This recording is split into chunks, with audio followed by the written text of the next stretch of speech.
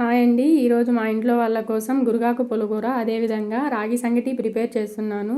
ఇందుకోసం మొదటిగా కుక్కర్లో శుభ్రంగా కడిగిన గురగాకు, కొన్ని తెల్లగడ్డలు, హాఫ్ ఆనియన్,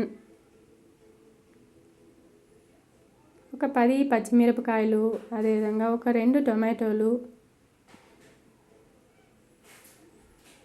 దోరగా ఉన్న టొమాటోలు అయితే ఇంకా బాగుంటాయి, కొద్దిగా చింతపండు, అదేవిధంగా 10 నిమిషాలు నానబెట్టిన శనగగింజలు, సీజనల్ అయితే ఫ్రెష్గా ఒలుచుకున్న శనగగింజలు వేసుకోండి, చాలా బాగుంటాయి.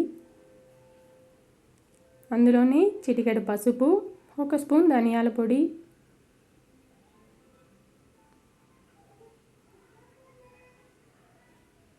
ఒక చిన్న చెంబు వాటర్ వేసి మూత పెట్టి 4 విజిల్స్ వచ్చాక తీసి పక్కన పెట్టుకోండి.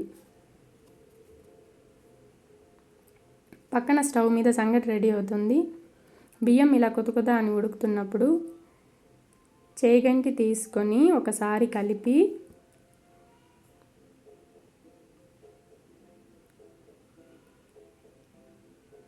రాగిపిండి వేసి మూత పెట్టి సిమ్లో 5 నిమిషాలు ఉడకనివ్వాలి.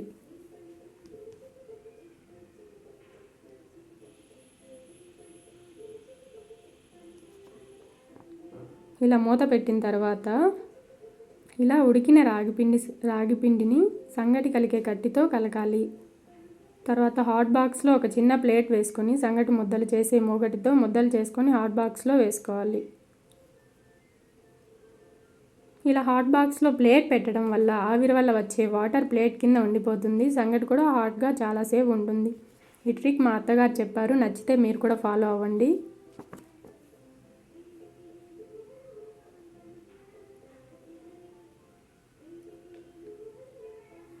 మా ఇంట్లో 7 మెంబర్స్ కోసం 7 ముద్దలు ప్రిపేర్ చేశాను. ఇప్పుడు పక్కన పెట్టుకున్న పులిహోరలో కూర నీళ్ళు పక్కన స్టెయిన్ చేసి పెట్టుకోవాలి.